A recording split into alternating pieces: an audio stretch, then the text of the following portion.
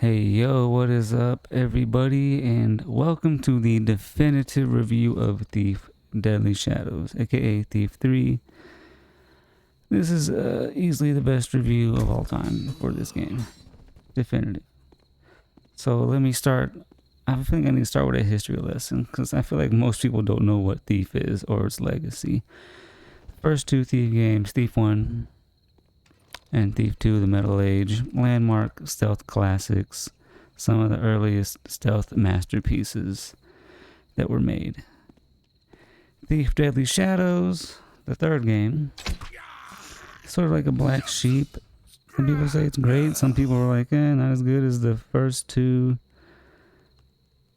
I can see both. I think it's really good, and I think it's not as good as the first two, but I still think it's pretty great.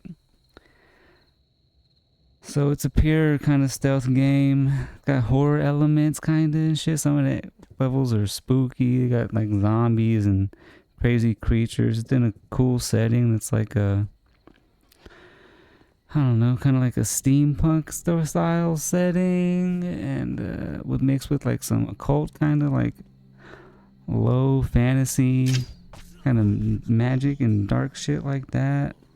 And it's also like a sick, like the only game where you actually like play as a thief, and like your objectives, one of your objectives on each level is to steal a certain amount of loot, with the amount of loot like varying depending on how fucking high you set the difficulty, which should always be on expert if you want the best experience, if you ask me. But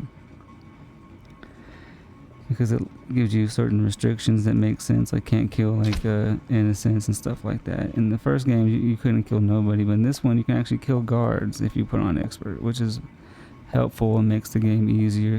You can shoot them with arrows and shit. Speaking of arrows,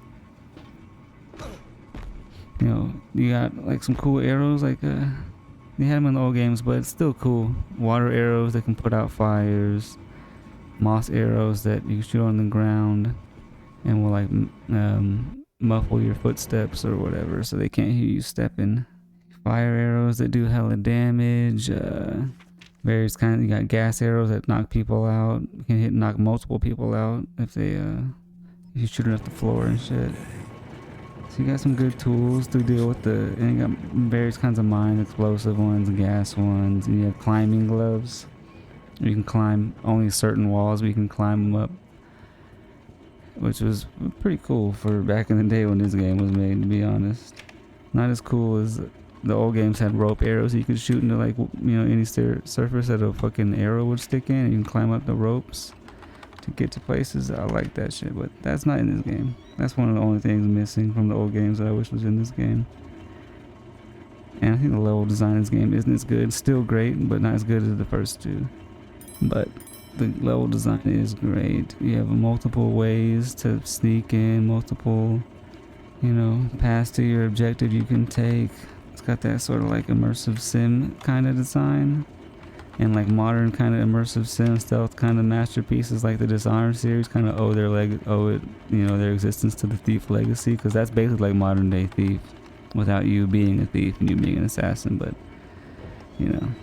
I love those fucking games. Dishonored is this shit.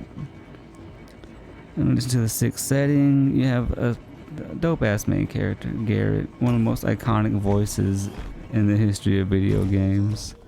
If you play this game, you will love this man. He's super cool, thief, practical, intelligent, great voice actor. And speaking of voice acting, there's some funny ass fucking shit that, like, if this game was modern and was popular, it'd be made into fucking meme material with some of the things these people be saying, and everyone's calling you a fucking taffer all the time. And this one looks a lot better. The first two are like early 3D, so they look rough. All early 3D games kind of look rough unless they're stylized out of it, like Mario 64. Even though it's polygonal, still I think it looks good in its own way. And this one is kind of like when 3D games started getting better. It has really good lighting, and has the physics. It's kind of like the beginning of the advancement in 3D game tech, and it's cool to see. And what else? Music has fucking crazy ass, like, I don't know, industrial sort of like 90s music, if that makes sense. I mean, I don't know if it is industrial, but it's got that fucking kind of like, I think it's industrial, man. I think that's what that genre of music is fucking called. If you hear the music, you have to let me know. Yeah, I mean, I think this one is a good follow-up to the first two.